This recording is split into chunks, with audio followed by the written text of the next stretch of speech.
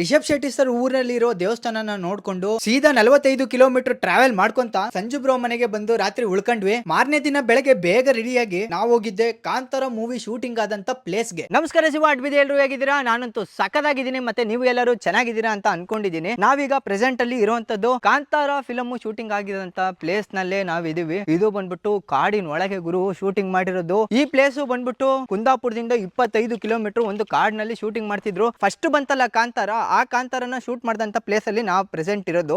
ಆ ಫಿಲಂ ನಲ್ಲಿ ಹೈಲೈಟ್ ಆಗುವಂತ ಒಂದು ಸೀನು ಶೂಟಿಂಗ್ ಮಾಡಿದಂತ ಪ್ಲೇಸ್ ಇಲ್ಲಿದೆ. ಕಾಂತಾರ ಫಿಲಂ ನಲ್ಲಿ ರಾಜನ್ಗೆ ನೆಮ್ಮದಿ ಇಲ್ಲ ಅಂತ ಹೇಳ್ಬಿಟ್ಟು ರಾಜ ತನ್ನ ರಾಜ್ಯವನ್ನೇ ಬಿಟ್ಬಿಟ್ಟು ಕಾಡಿಗೆ ಬರ್ತಾನೆ. ಕಾಡಿಗೆ ಬಂದಾಗ ನನಗೆ ನೆಮ್ಮದಿ ಬೇಕು ಅಂತ ಹೇಳ್ಬಿಟ್ಟು ಬಂದು ಒಂದು ಕಲ್ಲಿರುತ್ತೆ. ಆ ಕಲ್ಲನ್ನ ನೋಡಿದ ತಕ್ಷಣ ಅವ್ರಿಗೆ ಒಂದೊಳ್ಳೆ ಅನುಭವ, ಒಂದೊಳ್ಳೆ ಫೀಲ್ ಆಗುತ್ತೆ. ಅಪ್ಪ ಅಮ್ಮನ ಪ್ರೀತಿ ತೋರಿಸುವಂತ ಫೀಲ್ ಆಗುತ್ತೆ. ಆ ಸೀನ್ ನ ಶೂಟ್ ಮಾಡಿದಂತ ಪ್ಲೇಸ್ ನಲ್ಲೇ ನಾವಿದೀವಿ. ಈಗ ನೋಡಿ, ಇದೇನ್ ನೋಡ್ತಿದ್ದೀರಾ ನೀವು, ಈ ರೋಡ್ ಬಂದ್ಬಿಟ್ಟು ಕಾಂತಾರದಲ್ಲಿ ಬರುವಂತ ರಾಜ್ಯ. ಇದೇ ರೋಡ್ ನಲ್ಲೇ ಕುದುರೆ ಮೇಲೆ ಸೀದಾ ಹಾಗೆ ಬರ್ತಾ ಇರ್ತಾರೆ. ಹಾಗೆ ಹಿಂಗೆ ಬಂದು ಬಂದು ಬಂದು ಬಂದು ಈ ಕಡೆ ಟರ್ನ್ ಆದ್ರೆ ನೀವೇನ್ ನೋಡ್ತಿದ್ದೀರಾ, ಈ ಲೊಕೇಶನ್ ಬಂದು ರಾಜ ತಲುಪ್ತಾನೆ. ಇಲ್ಲಿ ಕುದುರೆ ನಿಲ್ಲಿಸ್ಬಿಟ್ಟು ಇಲ್ಲಿ ಗಗ್ಗರದ ಸೌಂಡು ಕೇಳಿಸ್ತಾ ನಿಮ್ಗೆ?